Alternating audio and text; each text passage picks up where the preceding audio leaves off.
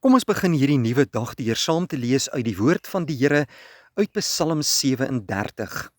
Baie dankie dat u vanmôre by ons inskakel, liewe vriende. Wat 'n voorreg om hierdie mooi dag in die naam van ons Here te begin. Ek is Dominee Adrian Swart. Ons lees Psalm 37 vers 3 tot 5. Dawid skryf: Vertrou liewer op die Here en doen wat goed is. Woon en werk rustig voort. Vind jou vreugde in die Here en hy sal jou gee wat jou hart begeer. Liewe vriende, in hierdie nuwe dag wil die Here vir ons kosbare waarhede kom leer vir ons eie lewe. Dawid, wat die skrywer is van hierdie pragtige psalm, praat uit ondervinding en ervaring wanneer hy hierdie waarhede met ons kom deel. In Dawid se eie lewe was daar tye van baie groot hartseer en beproewing en pyn. Daar was ook tye van groot gevaar en benoudheid. En hy het hom dikwels bekommer oor al hierdie probleme en wat van hom sal word. Maar die Here het vir hom gewys dat hy as kind van die lewende God al sy bekommernis, al sy probleme en al sy kwellinge na die Here toe moet bring. In vers 3 kom Dawid en sê: Vertrou liewer op die Here en doen wat goed is. Ten spyte van jou moeilike omstandighede, moet jy die lewe aanpak met volle geloof in die lewende God en goeie dinge elke dag vir die Here doen.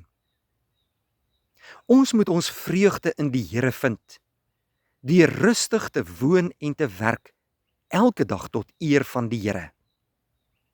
As ons fokus so ingestel is op die lewende God en ons vertroue en ons geloof in hom gefestig is, dan sê vers 5, hy sal ons gee wat ons hart begeer.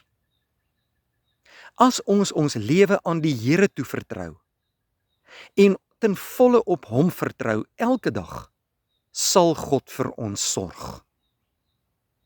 Is dit nie daarom waar dat ek en jy ons dikwels bekommer oor alles in hierdie wêreld nie?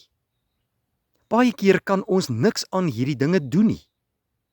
Dit is dinge wat oor ons lewe elke dag spoel. Dinge gebeur wat ons nie kan beheer nie. En slegte dinge gebeur soms met goeie mense. Maar kom ons volg die raad wat Dawid vir ons gee ook vandag in Psalm 37. Vertrou op die Here, vind jou vreugde in die Here, laat jou lewe aan die Here oor en hy sal vir ons sorg. In hierdie nuwe dag moet ek en jy ons hand in die Here se hand plaas. Laat hy ons lei, laat hy voorsien. Gee die volle beheer van jou lewe aan hom oor en hy sal elke dag vir jou sorg. Kom ons bid saam. Dierbare God en hemelse Vader, in aanbidding kom buig ons neer voor U vandag, die lewende God van hemel en aarde, 'n God wat ons lewens in U hande hou.